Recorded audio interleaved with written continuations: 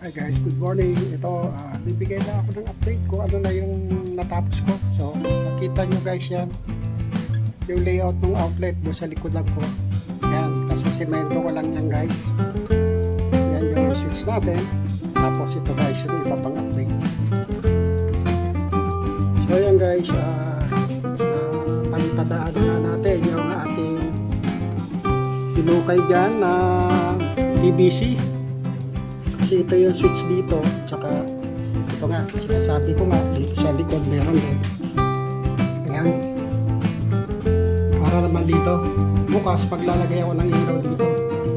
Tapos guys, ito na yung nagawa ko. Na-wire na natin yung yung extension ko natin.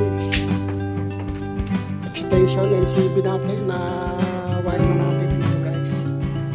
Ito na guys yung number 10 na DHW. Ito yung outlet sa kusina. Tapos ito yung sa aircon 20 amperes. Ito guys oh. So ayan, dati ito yung nakapasok doon. So ilagyan na lang natin ng 3/4 doon. Tapos nilabas natin yung gis doon para ma-extend natin dito sa extension breaker namin. Yan guys. So yun. So ayan guys, siguro bukas na lang ako magpapatuloy muli para mag-layout na tayo ng wire dyan sa kisame galing dito. Yan, nakaabang na yan guys yung dalawang mecha natin. Lalagay tayo ng full box dito, tapos dudukot tayo ng wire dyan papunta dito sa CR at saka do sa dog cage ng mga aso ko. Then diretso na yan guys, yung PVC na yan orange, papunta yan doon sa may garahe natin, doon sa may garahe sa kabila. So yun guys, yun lang ang aking update. Yung mga ibang video di ko pa na-upload, so para meron lang may content ngayon, ito na yung huling update ko. Pero upload din natin guys yung mga dati mga ginawa ko dito, kung paano tayo naglagay ng mga metal clamp doon sa PVC orange na yun. Ayun, so paano tayo naglagay ng wire doon sa loob ng conduit pipe. So ayun guys, abang-abang lang at hanggang sa muli. Paalam. 2,000 years Hi guys, later. good morning. Ito, tayo ay nagpapatuloy sa paggawa ko dito sa electrical. So ito guys, yung sa comfort room dito, nakita nyo, nalagyan ko na ng PVC. Ayun, yung papasok doon sa may kisame niya. And then guys, eto, so yan lahat na suksukan ko na ng wire guys. Ayan, so may mga marking na yan. Ito nakatali yung live wire para sa live wire sa switch.